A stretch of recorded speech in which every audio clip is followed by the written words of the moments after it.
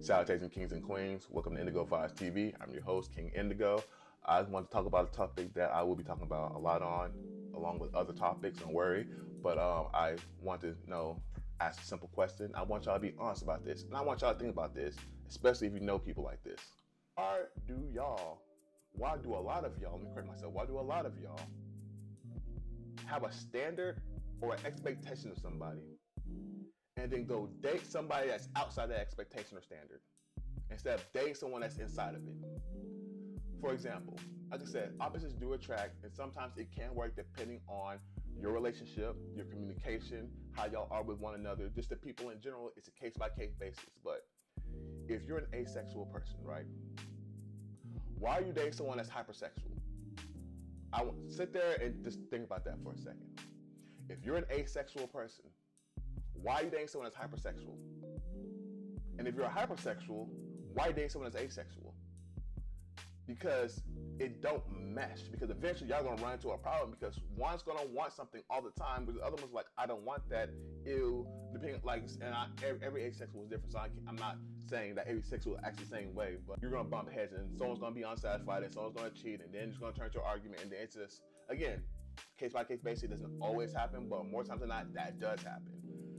If you're a guy who wants a woman who dresses more conservative, why are you dating a woman who doesn't dress like that? Like, y'all see a woman who dresses like no disrespect, because nothing wrong with it, a city girl who wears, I ain't gonna say city girl, fuck that, because someone who wears more revealing clothes, you don't like that, right?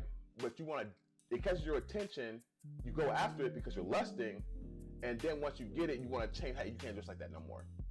That's how they dress. Well, you want them to throw all their clothes away because of how you feel when you knew how they dressed when you were with them.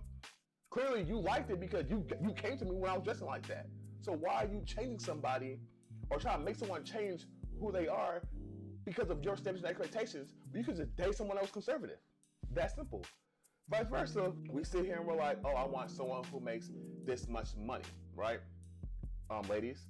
And then you'll date someone who don't make that much money, been complaining, saying men don't want to help me, men don't want to do this. It's like, well, the dude that you're dating don't even meet your standards or expectations of what you want, and you're mad at him, or then you're blaming men. Which brings me to my next topic. I need y'all to understand and get this together. Just because somebody does not meet your standards or expectations does not mean you belittle them. It does not mean they are lesser than. It does not mean they're a bad person or a villain. It just means that they're just not they're not right for you. It's just that simple. They're just not right for you. If you date someone and it don't work, they're not because I noticed that nowadays, especially in the dating world, in whether you're dating or you're just talking, or y'all get into this mode where y'all just start bashing one another. You just bash somebody because it's like, well, they didn't meet my standards, so they ain't shit. Why? Oh, well, he didn't want to take care of me, so he's broke. Oh, well, she didn't want to do this, so she's or she's probably a hoe with somebody. And it's like, that's not how that works. Blows my mind because it's like, how do y'all, and this is why I always tell my clients to make sure you ask people how they feel about their exes or what happened between them and their ex. So that way, because how they respond is going to let you know if they're healed or not, and what type of person that you're about to get yourself involved with. Because if you're very hostile towards your ex, you're saying fuck them, they're horrible, stuff like that, and it's like, oh, hey, look, red flag, because they're not healed. They still have some emotions that they haven't resolved, whatever. Overall, in general, I just want to let y'all know, just date somebody within your standards and expectations.